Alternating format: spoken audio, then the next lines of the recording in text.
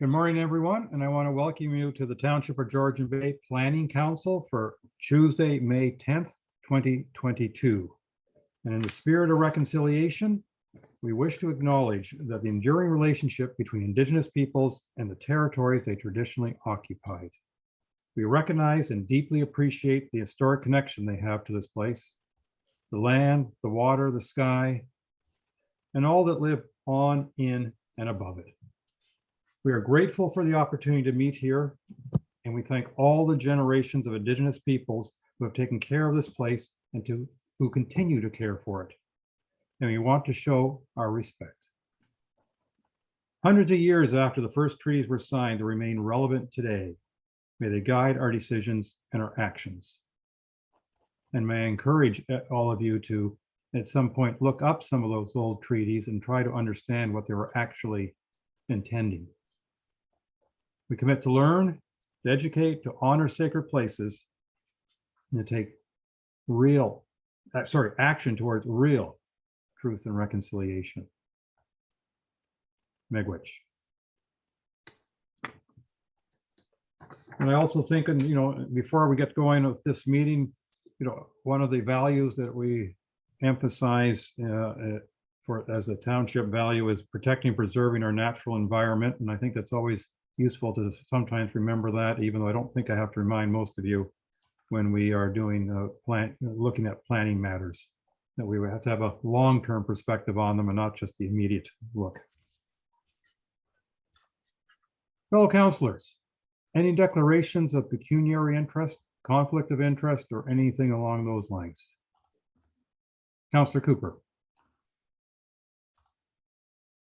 Thank you, Mayor, and I'm going to declare a general conflict of interest.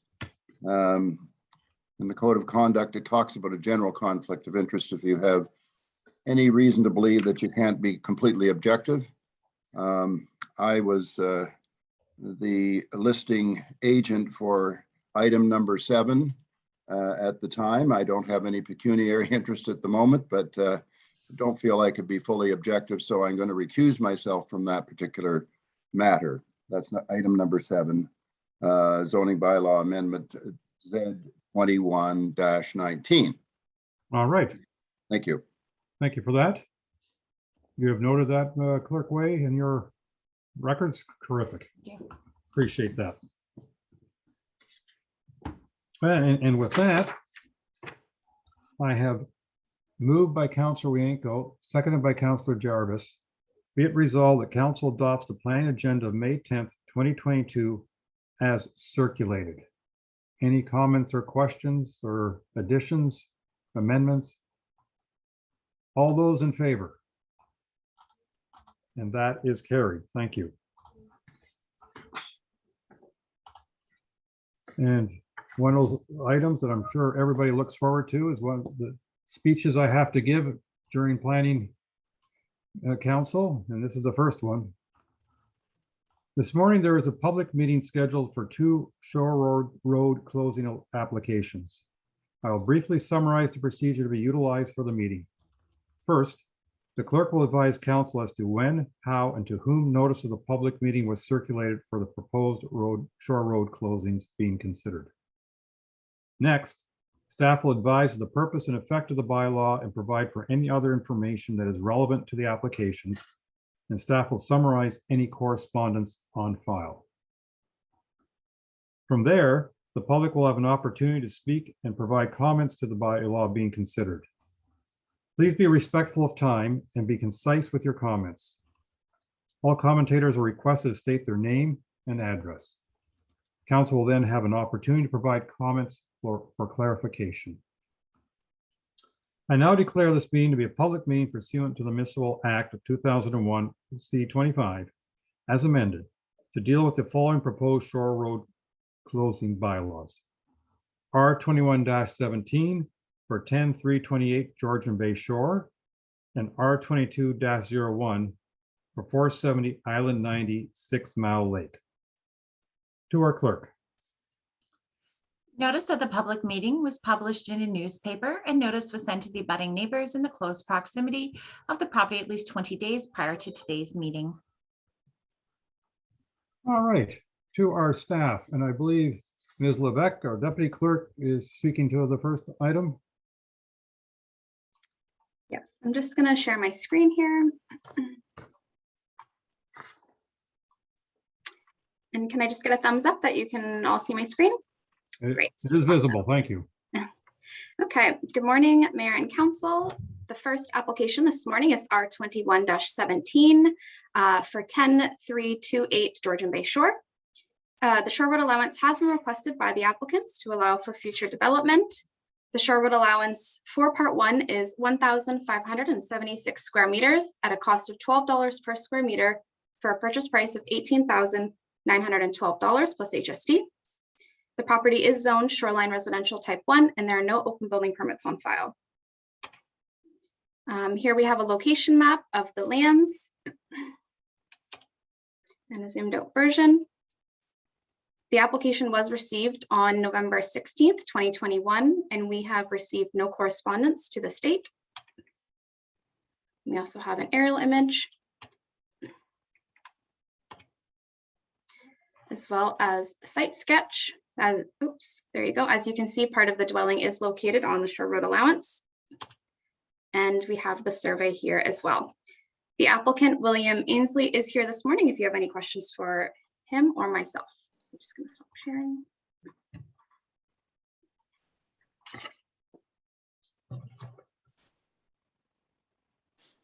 Good morning. Okay. Mr. Ansley, do you have any additional comments you'd like to make? I don't think so. Both my neighbors, we purchased the property last year around this time. Both my neighbors own their shore road allowance. The agent did not explain to us at the time, the implications of not having a shore allowance or what a shore allowance was really.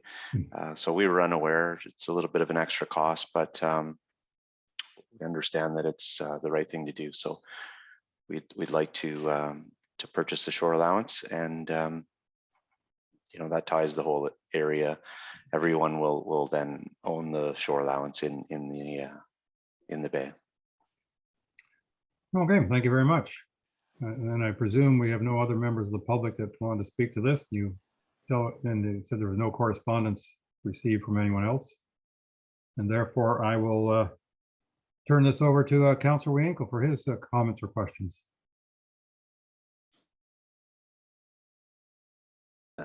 Sydney, can you go back to your drawings there? The one with the red lines on it.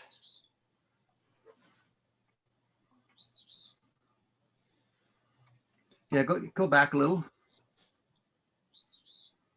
This one? No, no, the one with the red lines on it. Yep.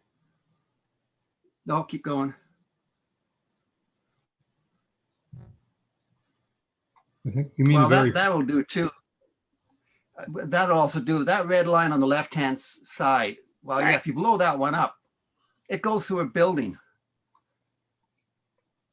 And it's on my drawing here on the left-hand side. It goes through a building now. I don't know. Sorry. Can you explain that? How that line works?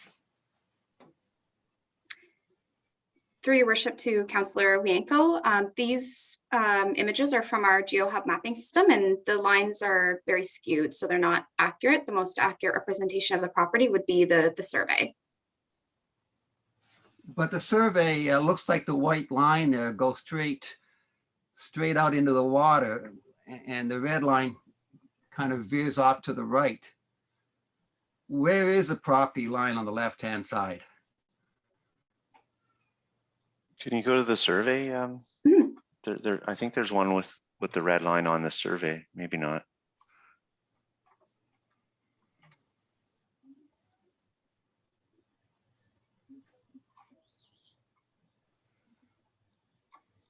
So I'm assuming this is the red line here. It's just on the GeoHub mapping. It's just over a little bit more because the lines aren't 100% accurate.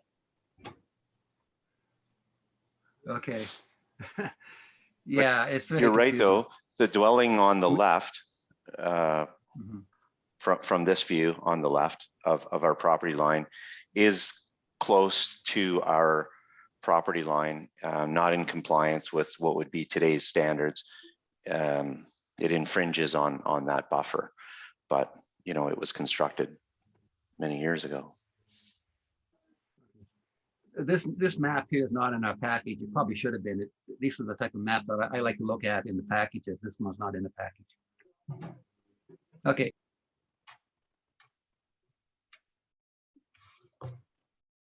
Councillor Jarvis, followed by Councillor Cooper, please. With all respect, I think Councillor Cooper's hand was up before mine, if you don't mind, Mr. Mayor. Well, I saw your hand waving before I saw his hand, but we'll respect that. And Councillor Cooper, can you go before Councillor Jarvis, please? I was too busy looking at the survey. You, Alphonse. Stephen, I don't mind you if you go first. I really don't, but I'll just be brief. I just wanted to comment, the survey, I think Councillor Ranko is correct, that would have been good to see that other survey as well. The one I found in my package shows the docks and not much else. But I am perplexed that we have a survey here that does not show the high water mark. It says the water's edge, and that is concerning. Thankfully, as I understand it, and I've been by the shoreline many times, it's quite steep shoreline, so I wouldn't be surprised if the high water mark and the water's edge are fairly similar, but we have a practice in the township of Georgian Bay of using this on coastal Georgian Bay, using the high water mark, and I like to see that in all surveys, so I'm hoping in the future we can get that corrected. It is certainly part of the survey and was submitted as that, so it is available in the township somewhere. It's not on this, I don't see it on this at all, Sydney. Where is the high water mark?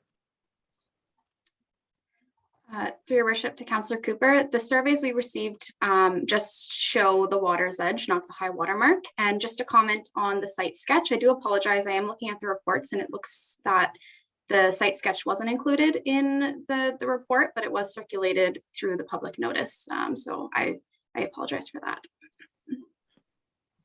But just in point of clarification, I'm hearing from Mr. Ansley that there is a survey with the high water mark. Do we have that or not? I don't believe so. I guess what he's shown then must be the high water mark as opposed to the water mark.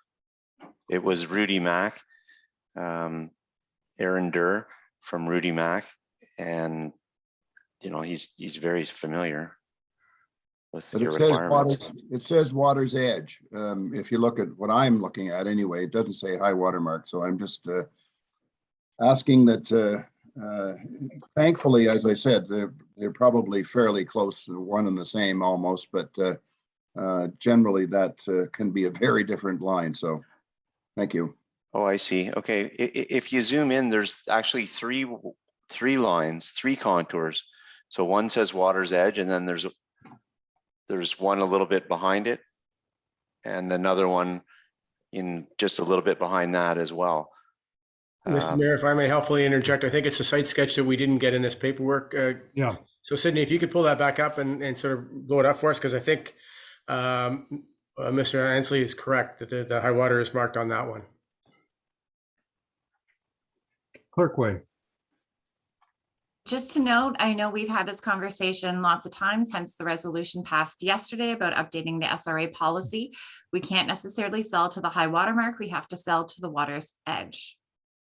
So for the purposes of today's survey, even whether it has it or not, we can still only sell to the water's edge and not the high water mark.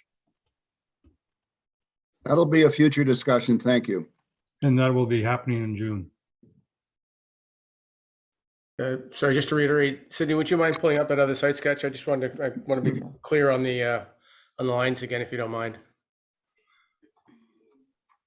So if you could blow it up down at the water's edge, top left-hand corner, yeah. So to answer a couple of questions, I believe the high water mark is on there, and we can see that the other property is now appropriately separated, which answers a couple of questions. It leads to one more. That little wedge, is that little wedge of land, Sydney, somebody else's property in its entirety? I mean, it's got nothing to do with this. I'm just curious. Through your worship to Councillor Jarvis. Yeah, that's correct. That's the neighboring property here. Wow. Hope he doesn't apply for anything. Okay, thank you.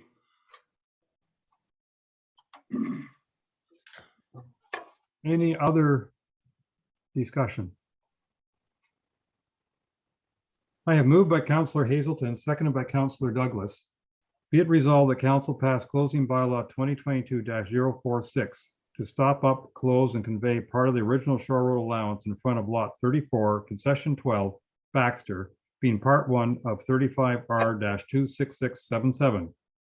Now in the Township of Georgian Bay, 10328 Georgian Bay Shore, for the purchase price of $18,912 plus HST. All those in favor? And that is carried. Thank you. Thank you, Mr. Ainsley. Thank you, everyone. Have a great day.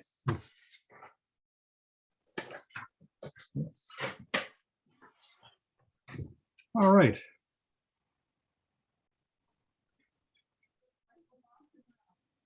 Ms. Levesque, I believe you're on for our next application. For Could I just interject one thing here? Could we ask Sydney to send us out that sketch that was not included in the package? So that we have a complete package going forward of not only what we've just passed, but that's a critical document that would have been important for us prior to discussing it. Ms. Levesque, thank you. If you could present to us on 470 Island 90 for 6 Mile Lake, please. Yes, thank you. Okay, the Sherwood Allowance has been requested by the applicants to allow for future development. The Sherwood Allowance for Part 1 is 632.9 square meters at a cost of $12 per square meter for a purchase price of $7,594.80 plus HST. The property is zoned 6 Mile Lake residential and there are no building permits on file. The application was received on January 6, 2022. We received no correspondence on file. We just have a zoomed out location map, as well as some aerial views.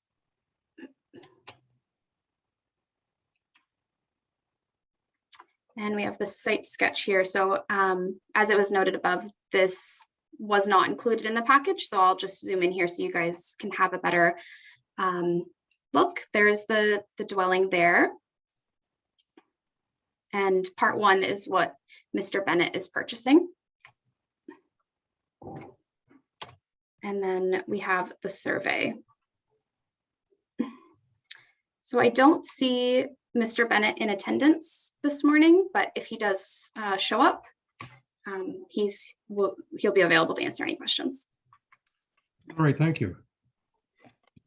Councilor Wanko, you'd like to set off this discussion, lead off this discussion as well?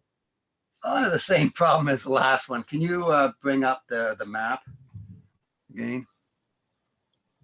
That would be the site sketch. Yeah. Okay, yeah, the next one, like, okay, you see the road shore allowance being purchased, and next door you see some kind of a square box that looks like it's over top of the water. Yeah, like, you know, that's some kind of a house. Boathouse, I believe. Yeah. Yeah, if you look at the aerial, Paul, it's a boathouse. Yeah, okay. But the point is that red line, of course, is in the middle of the property on the other sketches and so on. So you really got to correct these things before you send them out. You can't have the shore road allowance in the middle of the property.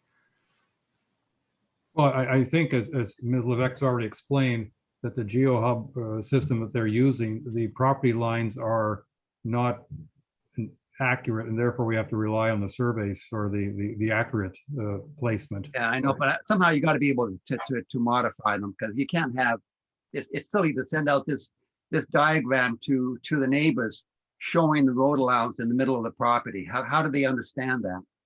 Anyway, Counselor Cooper.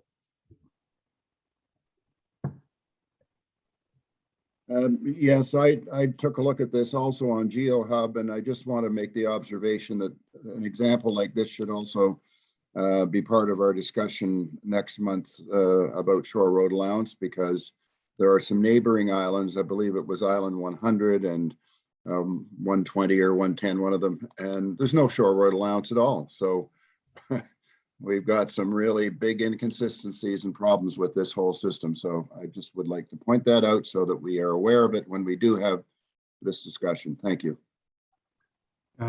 Just as a quick reminder, the original shore road allowances were assigned by the province way back when.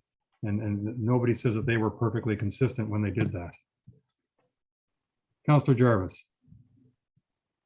Unfortunately, Sydney, I'm going to ask if we could go back to that site sketch. I see a dock on the upper part of the property line, and I can't tell whose property that dock belongs to. Can you tell me? The one that says wood dock, about where where you were, no, up there, that one. Through your worship to Councillor Jarvis, that is Mr. Bennett's dock. Just to note, it is Crown land on the other side of Mr. Bennett's property, and we did circulate to the MNR and they had no concerns. Ah, okay, that clears that up. Thank you very much. And yeah, having this type of sketch included in the package would be helpful in the future. Thank you. Councillor Douglas, please. Thank you. This is related to this, but overall, I'm just kind of curious. This GeoHub program, as far as I recall, even sitting on the Committee of Adjustments, has been used for the past 7 years. Is this a township tool, or can you tell me that, Sydney? Well, I hope this is part. It is, yeah. Okay. It's through the District of Muskoka. So previously we were using another GIS system, and I think in 2021 we transferred over to the GeoHub. But yeah, it's through the District of Muskoka. And still not as accurate and any more accurate than it was prior to getting this. Makes your job very difficult. It makes it very difficult for us to really tell where all these property lines are. I'm hoping that this is something that does come up in the discussion in June. Some sort of remediation to this. Thank you. Thank you. Councillor Hazelton.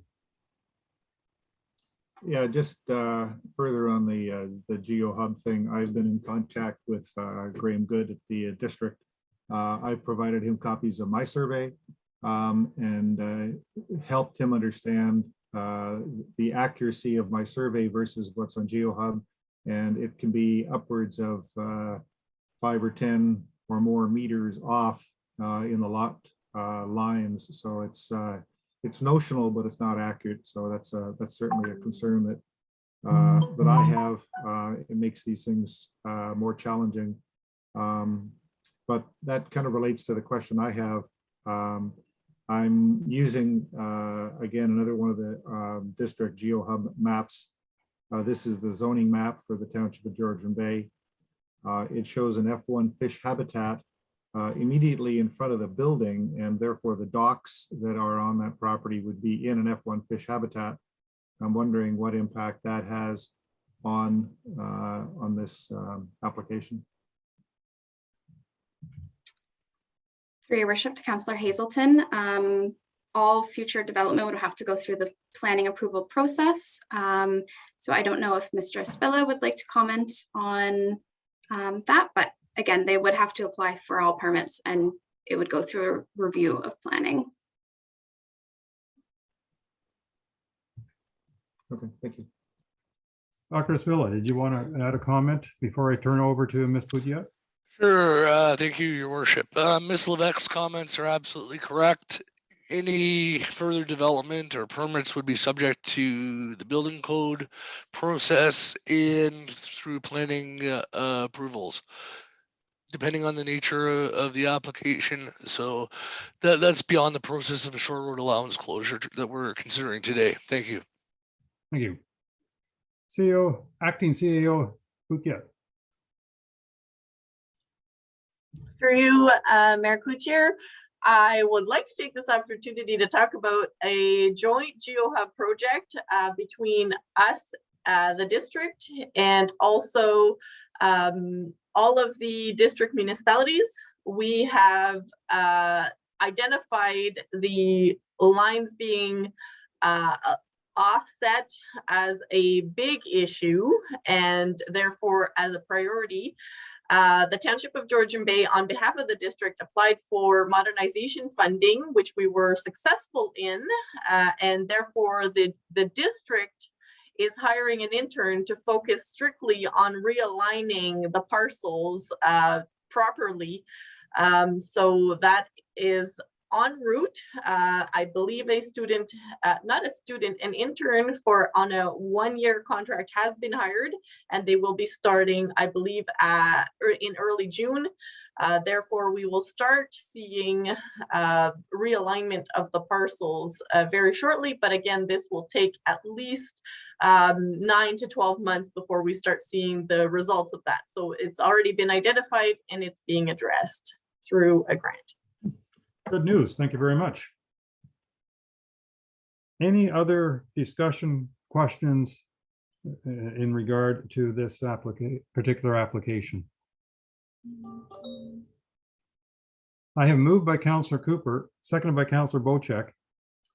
Be it resolved, the council pass the closing bylaw 2022-047 to stop up, close, and convey part of the 66-foot Shore Road Allowance line in front of Lot 20, Concession 15, Baxter, being Part 1 of 35R-26763 at 470 Island 90, 6 Mile Lake, for the purchase price of $7,594.80 plus HST.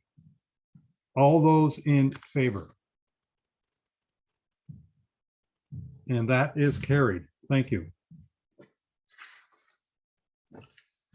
All right, and that ends the Municipal Act public meetings portion of our meeting. And now we go into the Public Act public meeting portion of our meeting, which means more speech, another speech. This morning, there is a public meeting scheduled for one proposed zoning bylaw amendment. I will briefly summarize the procedure to be utilized for the meeting. First, the clerk will advise council as to when, how, and to whom notice of the public meeting was circulated for the proposed amendments being considered. The clerk will also advise of the appeal procedure. Next, staff will advise of the purpose and effect of the bylaws and provide any other information that is relevant to the applications, and the clerk will summarize any correspondence on file. From there, the public will have an opportunity to provide comments on the amendments being considered. Please be respectful of time and be concise with your comments. All commentators are requested to state their name and address for the record. After the public discussion, the public meeting will be closed. Council will then have an opportunity to provide comments for clarification. I now declare this meeting to be a public meeting pursuant to Section 34 of the Planning Act to deal with the following proposed amendment. Z 21-19. To our clerk. Notice of the public meeting was sent by first-class mail to the respective owners and assessed persons within 120 to 800 meters of the property subject to the proposed applications, and to those persons and agencies likely to have an interest in the applications. These notices were sent at least 30 days prior to this morning's meeting. Included in each notice was an explanation of the purpose and the effect of the proposed applications and a key map showing the location of the properties or a description of the lands to be affected by the proposed amendments.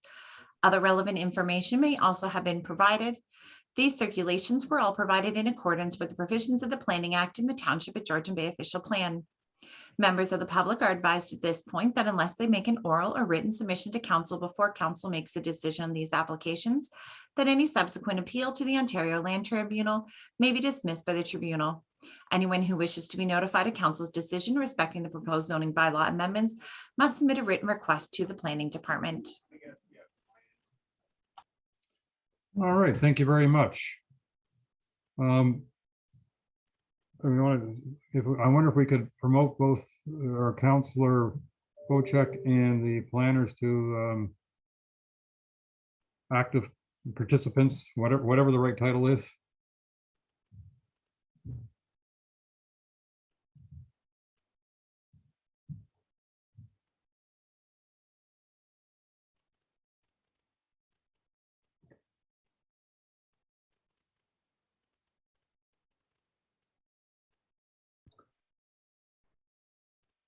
All Good right, Ms. morning. Reed, will you be presenting the planning report? Yes. If you could go ahead, please. Okay, can everyone see my screen? Yes, we can. Great. So good morning, Mayor and Council. Today we're looking at application Z2119. This is for 245 North Shore Road. So our applicant is Paul Jewer, and again, the subject property is at 245 North Shore Road. The intent of the zoning bylaw amendment, or a zoning bylaw amendment application, has been submitted to permit the expansion of a dock within the fish habitat type 1 zone. A fish habitat evaluation report has been submitted in support of the application, and we are recommending approval. The effect is to remove the fish habitat type 1 zoning on the shoreline of this property to permit the dock expansion. So here is just a location map of the subject property. And here is the aerial image. This just shows where the fish habitat type 1 is in relation to the subject property. So the blue dashed lines is type 2, and it's the red dotted area that is the type 1 fish habitat. And here is the site plan. So this dock here is a legal non-conforming dock that was recently replaced due to leaking. The applicant is proposing to add an L-shaped component to the dock, making it U-shaped. They say the intent for this is for security purposes of their powerboat, and then to better protect the impacts of fluctuating water levels and the intensifying storms. Around the dock in the larger harbor area has been dredged twice by the previous landowners when the dwelling was constructed, which was the late 90s, early 2000s.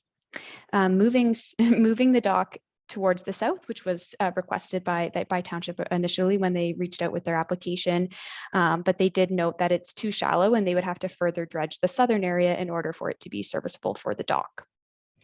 As a result, we did request that a fish habitat evaluation study be completed. Again, this is because we do have the type 1 right here, which the dock would be partially located within. It was completed by Tarandis Associates, which concluded that the aquatic habitat is not actually critical fish habitat. The proposed floating a dock would not have any negative impacts on the important life cycles of the fish or any of the natural heritage features and functions within the area. This report was peer reviewed by Hutchinson Environmental Sciences Limited, who concurred that this area is better suited as being a fish habitat type 2.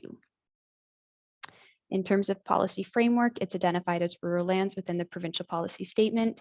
In the district official plan, it's considered waterfront area, and then we did have the type 1 and type 2 fish habitat identified as well. This is reiterated in the township official plan. In terms of zoning, the land portion of the property is zoned shoreline residential type 1, and then we did have the fish habitat type 1 in the zoning. The zoning bylaw does not zone type 2 fish habitat, hence the recommendation to remove the type 1 fish habitat.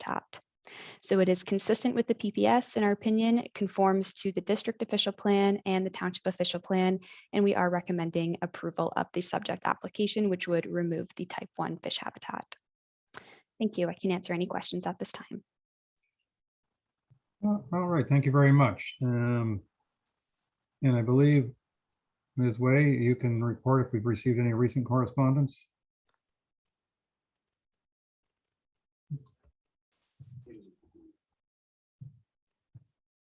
One letter of no objection was received from the District of Muskoka. All right. Do we know if there are any members of the public who wish to speak to this matter? Or if the applicant is present and wishes to speak to it? We have one member of the public, Ms. Hahn, who is here today. I will move her over. Okay, thank you.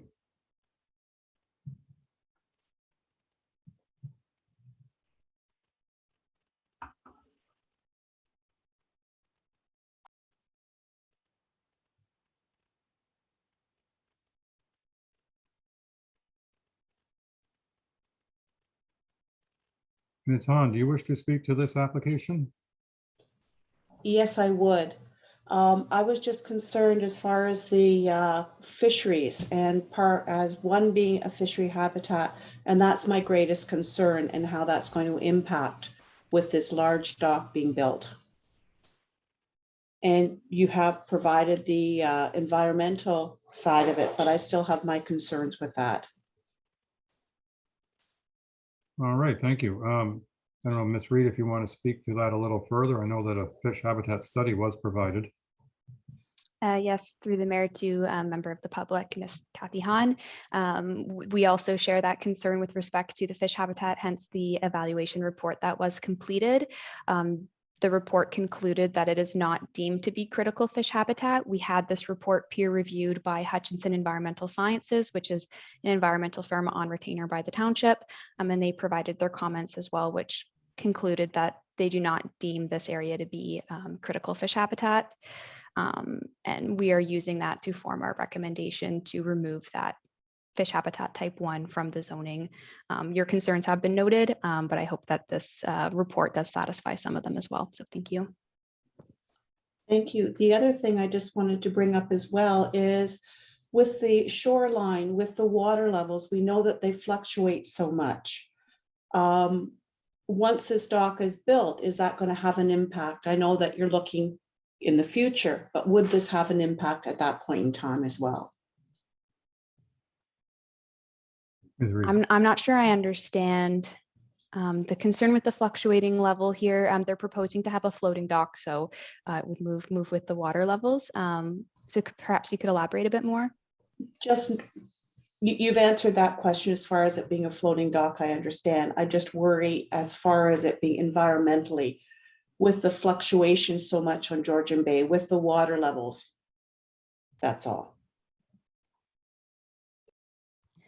I'll have to review the fish habitat report to see if that was taken into consideration. Just give me a second here while I pull it up. Thank you. Yes, we're certainly reminded of fluctuating water levels considering how much they've gone down this year compared to just the last couple of years. Exactly. We're noticing a huge change.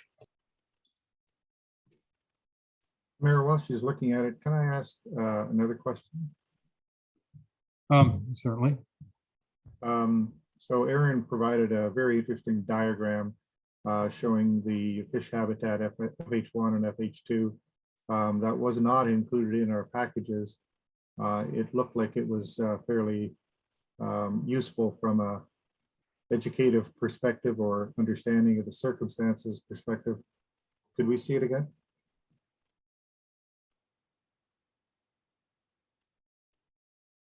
We have Ms. Reed multitasking.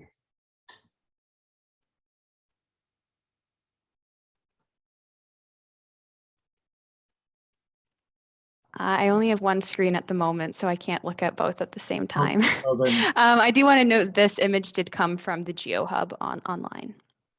It was just a screenshot from it. okay, thank you. And I can provide a copy to council if they wish to have it as part of their package.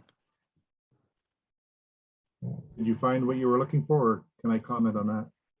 Well, I want to make sure that the response to Ms. Hahn is completed.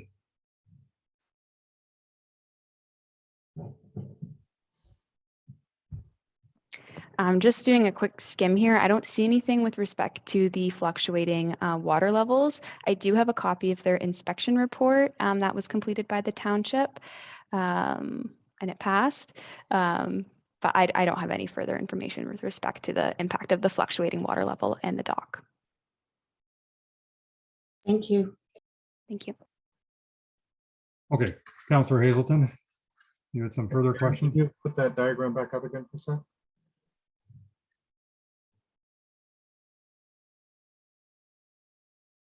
So what I like to do is offer two comments here, if I may.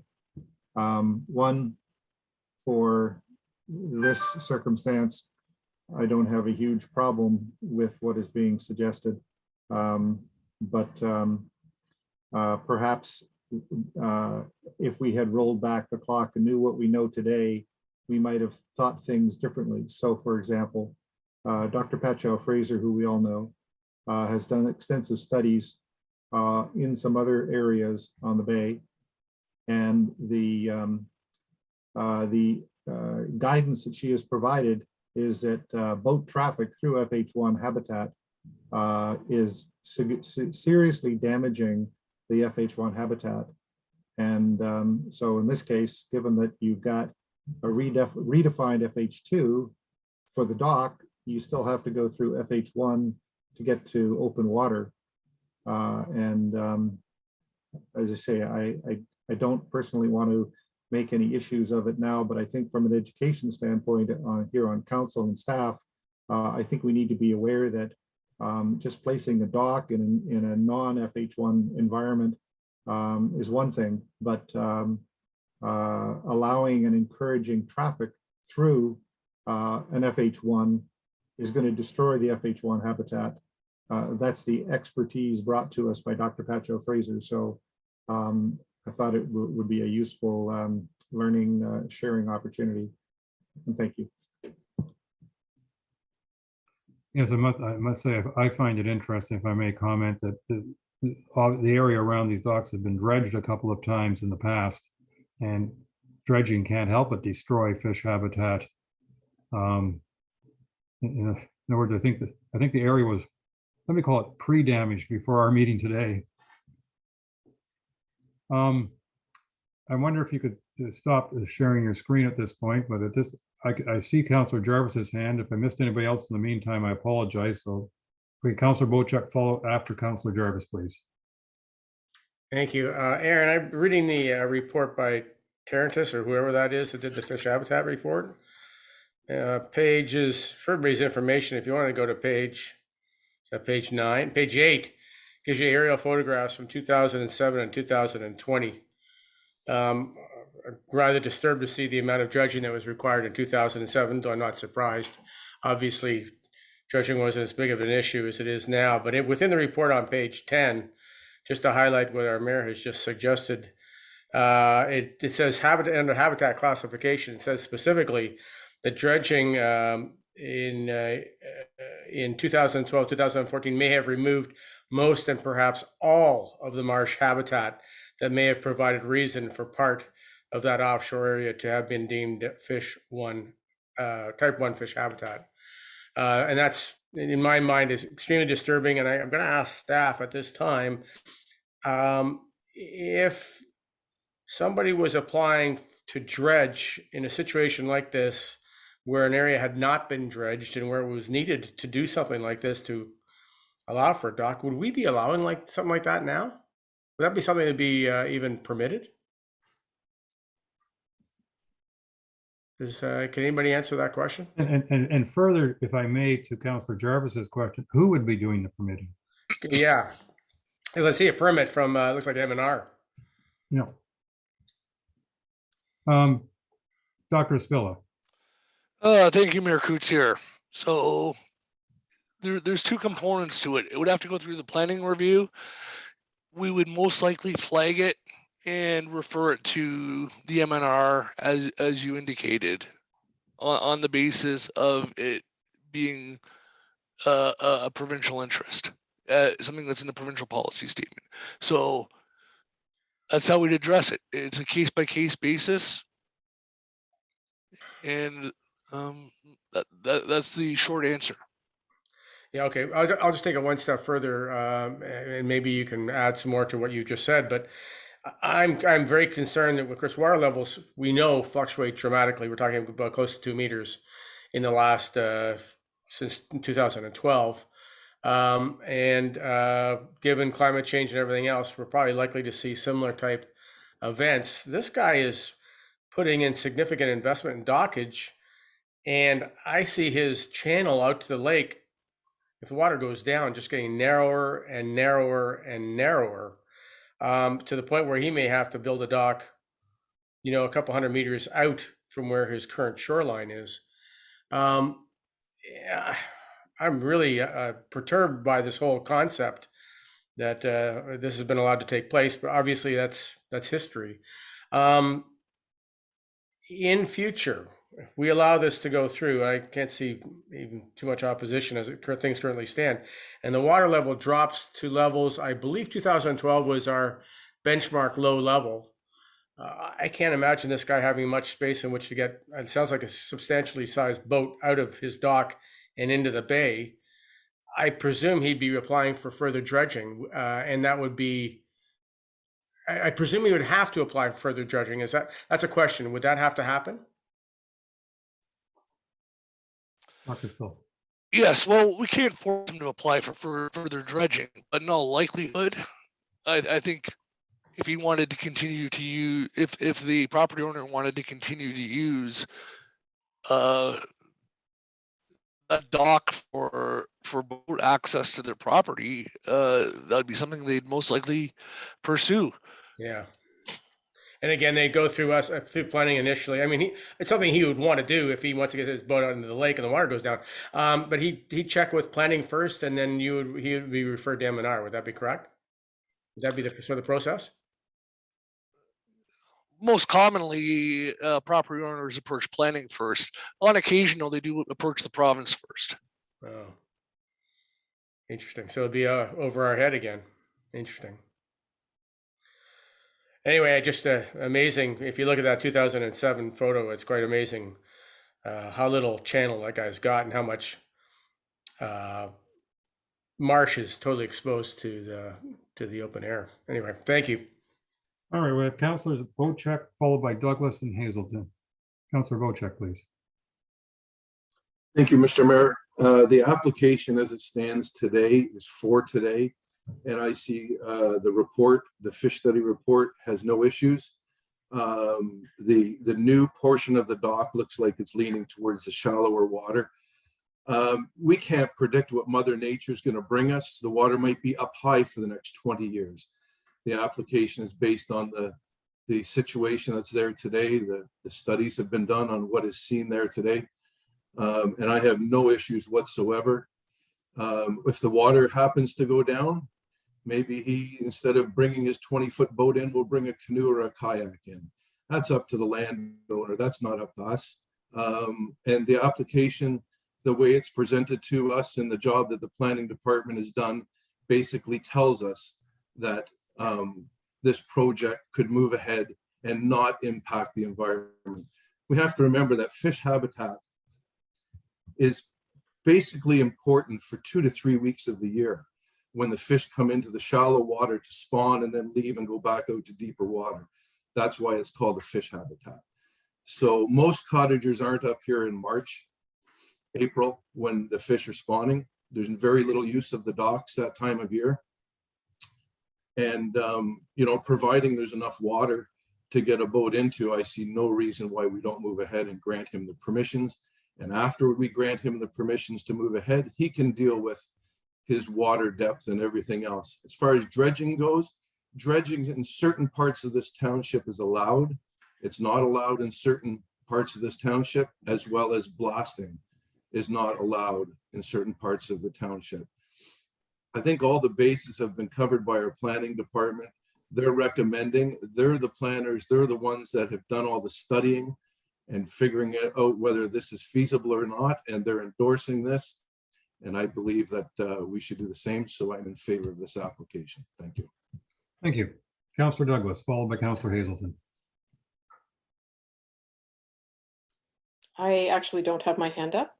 I'm sure I saw it before, but maybe you're waving at somebody else. I apologize. No problem. Councilor Hazelton. Just using this opportunity as a continued education for my peers here. I have, on behalf of residents in South Honey Harbor, chased a variety of matters and learned that MNRF issues permits. They don't talk to the township, and there's all kinds of things that go on that we have no visibility into, and nobody talks to the township about it. So the path of township visibility on somebody wanting to do something like this is not a path where we will get visibility into it. And personally, I have reached out. I got my own dredging permit from MNRF several years ago, chose not to exercise it, and did not have to have any dialogue with the township. So I think we want to be very careful here. We have a ministry that will come in and give people permissions to do things where the township has no visibility into it, which is a major problem of ministerial, governmental communications and transparency, which I think we need to put on our checklist of things that we need to address as a township to actually get MNRF to talk to us. But so far they don't. So just so we all know the experience we've had in these matters. Yeah, not that it's entirely relevant to this particular application, but I also agree with you that I think with both the provincial and federal governments that their failure to be transparent and communicate with municipalities in general is very poor, and certainly on near the top of my priority list. Not that I'm confident that we'll achieve a success, but that doesn't prevent us from trying. But any other comments relevant to this application?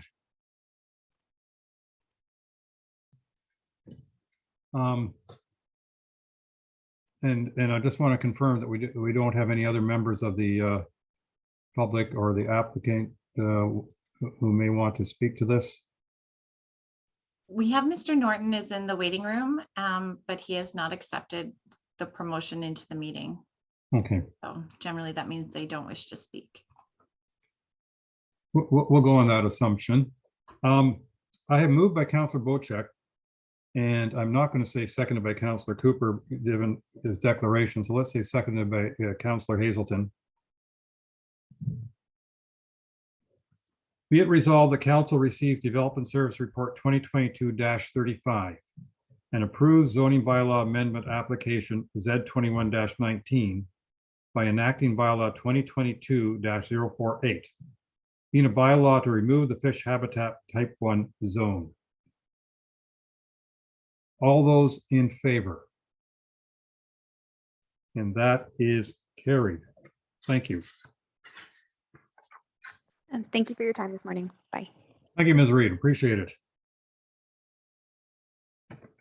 And now we have a planning application in regards to Development Services Report 2022-33 on OBG Gulf Inc. Maintenance Shed.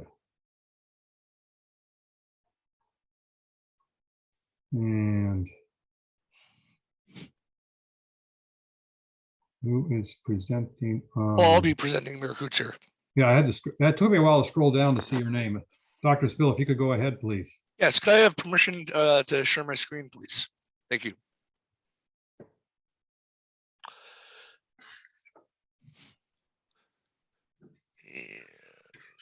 And, oops. Screen.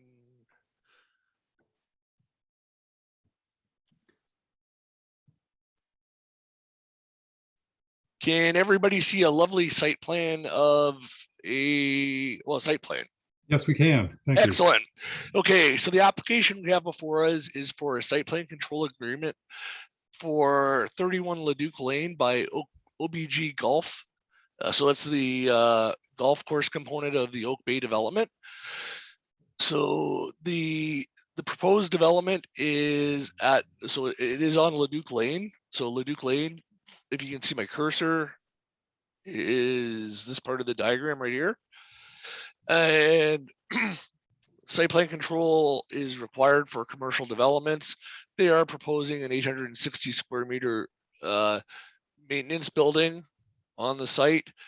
The only feedback we received from our circulation was from our operations division requesting snow storage on site, which OBG Golf has been very willing to supply, and they've indicated so on the proposed site plan.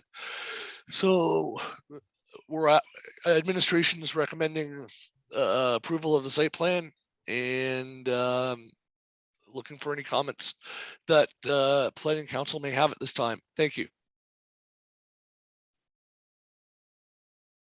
Thank you, Doctor. I wonder if you could stop screen sharing. There we go.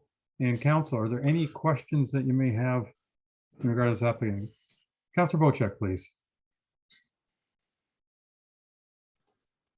Thank you, Mr. Mayor, and I'll direct my concerns and questions to the planning department. On the, I don't have the map up here anymore, but on the west side of the property, in other words, at the back of the storage unit, there is residential lots. And it looks to me like the setback from the residential lots is very small in comparison to what I'm used to seeing. I don't know if we can go back to that, and I don't know if we have a measurement of that setback from the residence yards next door, or maybe you could let me know what that setback is from the property line, because the back of that building would almost be right up against a person's house on the lot next door. So the building, it's through your worship to Councillor Bochek. So the building itself is located right here. Right. And Leduc Lane, which runs east-west, is right here. Okay. So there are residential buildings to the west of the property. Oh, okay. I don't have a compass on this map, so I'm not quite familiar with. So I can switch to a different map now. I have an aerial. Yeah. Yeah, I think I'm maybe reading that map backwards. Okay. Yeah.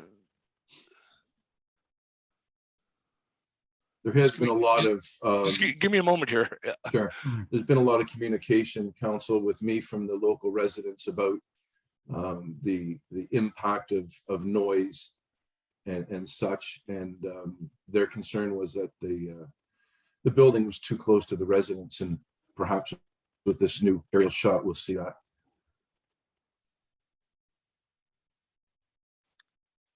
And can everybody see the GeoHub?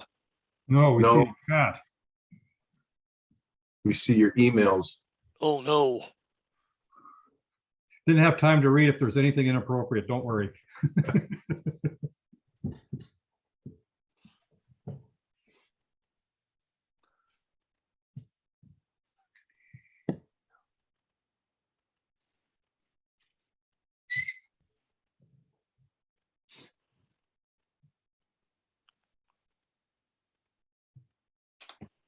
And what is going on here?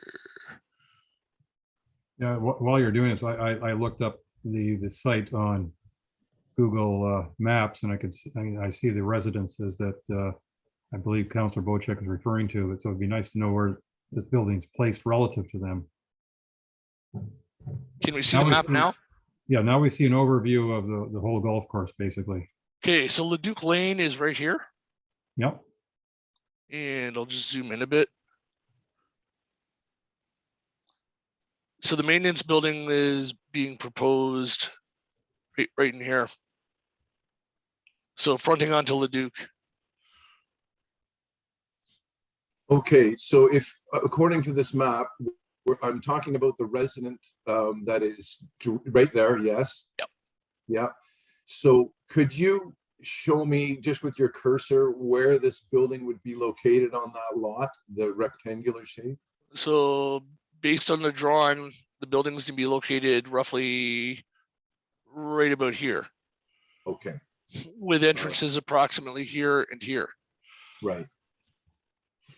The diagram that we were given just didn't give us the location like this overhead is doing here. So their concerns of the side yard setback are not relative based on this aerial photography here. So I thank you for the extra input there. Okay, thank you. Thank you. Yeah, thank you. I think that overview is very helpful. Councillor Rienko, please. Yeah, site diagram would have been helpful because I didn't know exactly where this is being built. I had to look it up on Google Maps myself to find out what the property is. My memory may be going on me, but maybe other councillors can help me out here. When this issue of noise came up a few years ago, I was under the impression that this site was kind of a temporary location for their equipment and so on, and that it was going to be moved closer into the Oak Bay facilities. Does anybody remember that at all? Because I always thought this was a temporary facility, and it was going to be, the real facility was going to be built somewhere else. Counselor Bochek, I saw your hand. Yeah, I think that's the path, Paul, that we were all led down originally, that this was a temporary shipping container junkyard, and that shortly a new building would be built where the old clubhouse trailer used to be, on Clap Trail. From what I understand, internally their plans have changed, and they own this piece of property that they're currently looking to build this maintenance building on, and they feel that it's more practical and less intrusive putting it there than where they originally planned. So their plans have changed from the original outlook that they had given us years ago, with moving all of this maintenance area back over to where the original trailer was, where you used to check into golf, right? I think that's what your understanding is, Paul. And over Yeah, it time, was. that's changed. So are we going to get once this building is up and running now, we're going to get noise complaints from the neighbors? That's what I'm concerned about, is that we went through the situation a few years ago, and now we're allowing them to start work at 6:30 in the morning, which is basically this facility. Are we going to get noise complaints in future years? That's what my concern is. Yeah, they have addressed that to me, Paul, and through you, Mr. Mayor. If you don't mind, I'll try to elaborate a little bit. The doors where the equipment was going to be moved out from was the furthest point away from the residents under the new plan. And speaking with the adjacent residents, they were a lot happier that the heavy equipment wouldn't be starting up at 6 o'clock in the morning right by their bedroom window.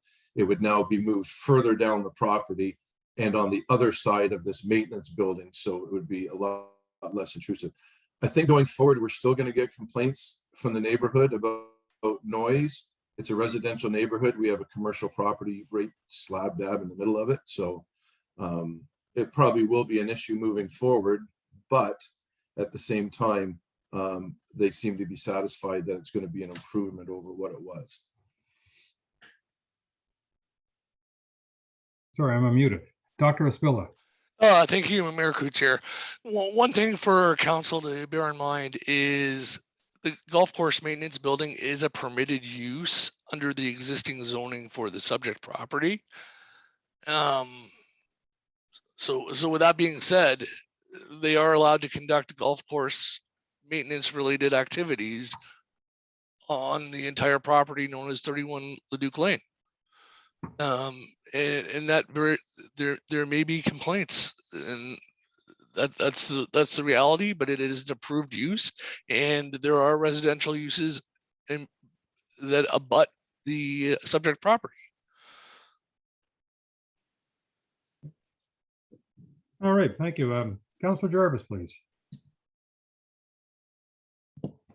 Thank you. Dr. Espilla, maybe you can help me. According to a zoning map I'm looking at, there's an EP1 zone in close proximity to that proposed shed.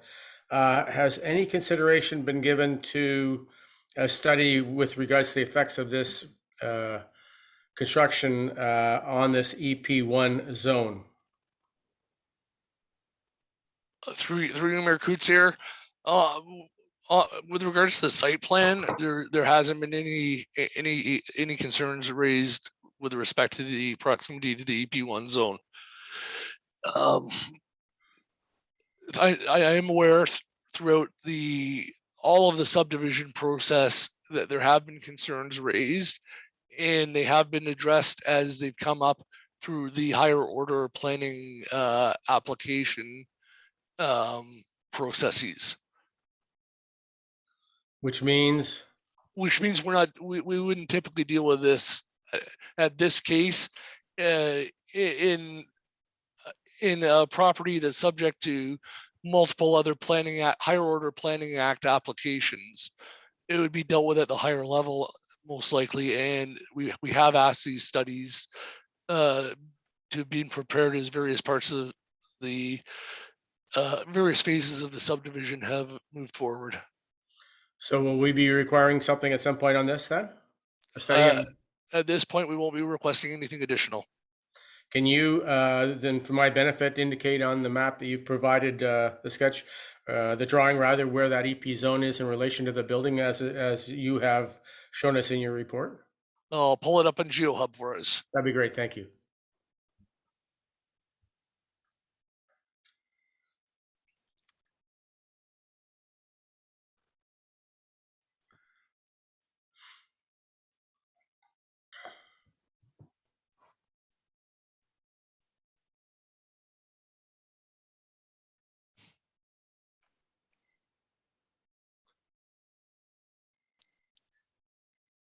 And-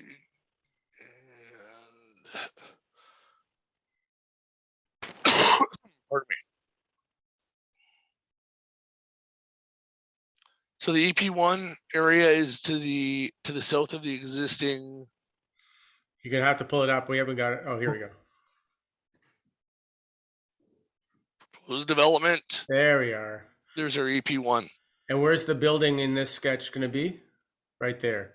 So it is in behind. Do we not have a zoning bylaw that specifically restricts any development within the EP1 zone and imposes strict setback requirements from development in adjacent areas? Pull up the zoning bylaw for us. I have a resident who's come by. He's given up zoning bylaw 2014-75.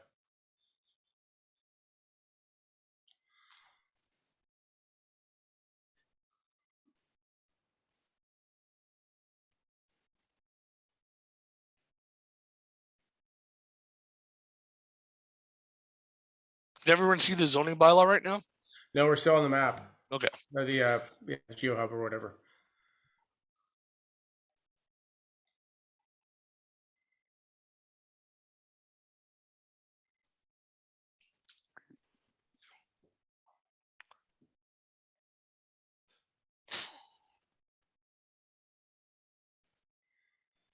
Bear with me here for a No moment. problem. It's not 4:30 yet. If we're still discussing this application, of course, we're in trouble. With all due respect, if we're discussing a site plan application at 10:30 still, we're probably in trouble. Yeah.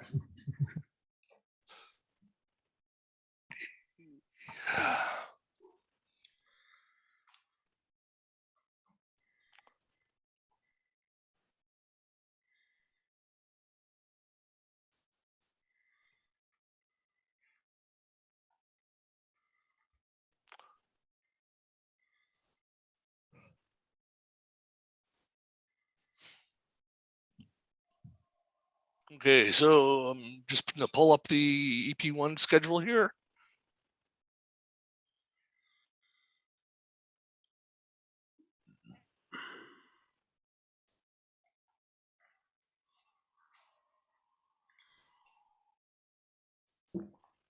So a 10-meter setback in the rear yard is required. Is that allowed for in the what's been in the application? And let's go back to our drawing.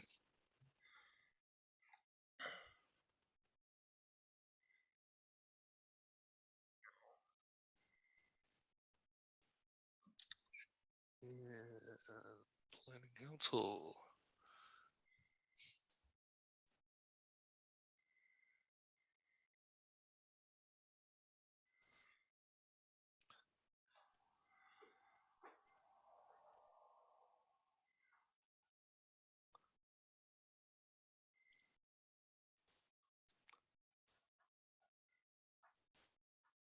I don't have confirmation of that on our drawing. Is that something we should be going back and requiring then? We could ask for clarification. I think we probably should. If you don't mind, I'd appreciate that. I mean, and then just further, by maintenance, we mean servicing of vehicles, et cetera, correct? So we'd be looking at solvents and stuff on in the area, correct? We'd be looking at the this would be a maintenance building for all the golf course operations. Yeah. I'd be a little concerned about everything that sort of sifts off the pavement into the bush and behind. But I don't know that we can do anything about that. But certainly that 10-meter setback is something we should obviously be looking into more closely. Is there? I haven't got zoning bylaw 2014-75 in front of me. Can you possibly review that and make sure that the application works within, or that is applicable, and that the application fits the requirements? So we can look into that, because we don't know the exact setback from the EP1. It may be further as it stands. It may just be a matter of clarification and including a number on the drawing. Well, let's certainly check that one out. But if there's anything else within zoning bylaw 2014-75 that requires other requirements, I think we should be considering those as well, in light of what we don't know right now about the setback. Zoning bylaw 2014-75 has been brought to my attention. It includes the setback requirement, which obviously you're going to confirm, which is great. But is there anything else within that zoning bylaw that we should be making sure we've got covered? Based on our existing approvals that the township's already granted, I can't think of anything beyond that. Okay, well, I appreciate you checking into the setback, and you'll be getting back to us on that, I presume. We will be getting back to you on that. And it is worth noting that there has been a temporary use on this site in the past. The storage containers that council has aforementioned. Yeah.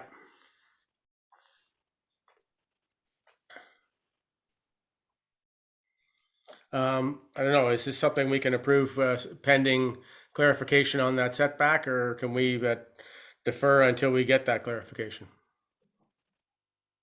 That's our choice, I believe. Okay. Councilor Cooper.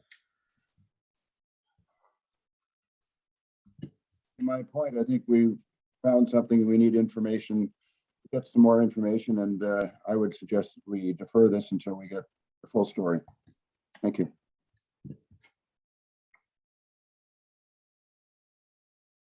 All right.